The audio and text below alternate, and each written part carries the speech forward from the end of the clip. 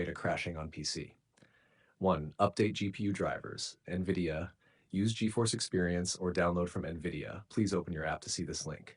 AMD. Use Adrenaline software or download from AMD. Please open your app to see this link. Intel Arc.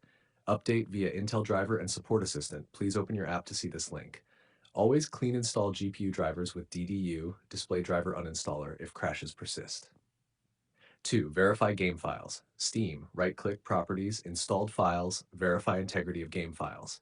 Battle.net, click the game, Options, Scan and Repair.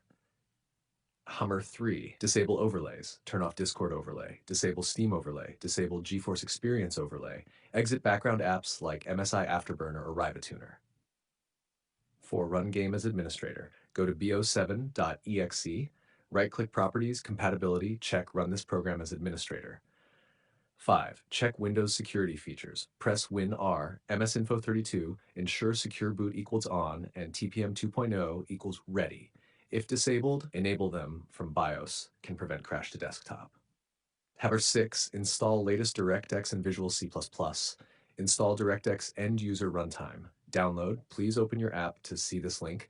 Install Visual C++ redistributables, x86. Download, please open your app to see this link. 7. Disable full screen optimizations. Right-click bo7.exe properties, compatibility, disable full screen optimizations. 8. Adjust graphics settings. In-game, set display mode equals full screen. Turn off ray tracing and DLSS FSR if unstable. Lower textures and shadows. Check 9. Check RAM and XMP. If using XMP DOCP, disable temporarily. Run Windows Memory Diagnostic to check RAM stability. 10. Reinstalls repair anti-cheat. Black Ops 7 uses Ricochet AC, reinstall via game files or battle.net repair. 11. Temporary workarounds. Launch with Naj D3D11 argument if DX12 crashes. Limit FPS via config or driver control panel.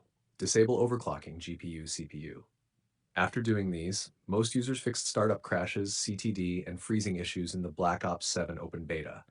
Many also reported that updating BIOS and chipset drivers improved stability.